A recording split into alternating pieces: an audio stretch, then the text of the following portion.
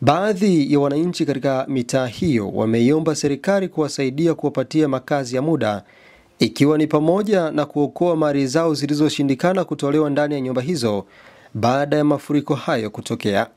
Makazi ya watu yote yamefukiwa na maji.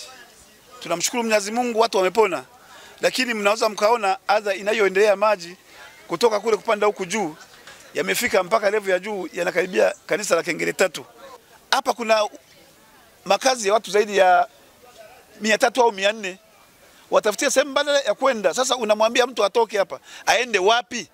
Watoto wa shule wanaenda kusoma, wanapita hapa, wanaenda Buyekera na miguu. Kupita ni shida, na watoto wadogo wanaweza wakazama, hata wanaweza wakafa humo kwenye maji. Maji yamekuwa mengi, mtusaidie serikali, tunaomba mtusaidie. Hapa labda tungepata msaada, hata ongeleta mtumba kutusaidia kutuvusha. Maana pikipiki hizi ikapita pale. Hata mtu mwenye makazi yake kule kwenda kula hawezi kupita. Kama unavyoona hapa kuna vibanda, wote wamefunga, kuna saruni. Vyote vimefungwa. Hawana sema kufanyia kazi kwa sababu ya maji. Diwani wa kata ya Bakoba Shabani Rashidi amesema jitihada za kuwaokoa wananchi katika maeneo hayo zinaendelea. Kwa sisi kama viongozi tumeanza kuchukua hatua.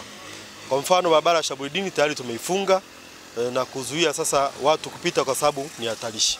Kwa hiyo tayari tumewaambia wahame kutoka maeneo hayo waende kwa majirani mpaka hapo hali itakapotengamaa, maji yakapisha, ili sasa waweze kufanya usafi na kurudi katika maeneo yao.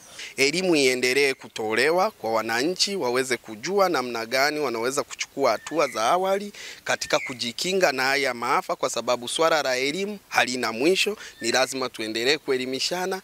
Nikiripoti kutoka hapa mtaa wa Umkigusha, manispaa ya Bukoba, mkoani Kagera, mimi ni Gibson Mika wa ITV.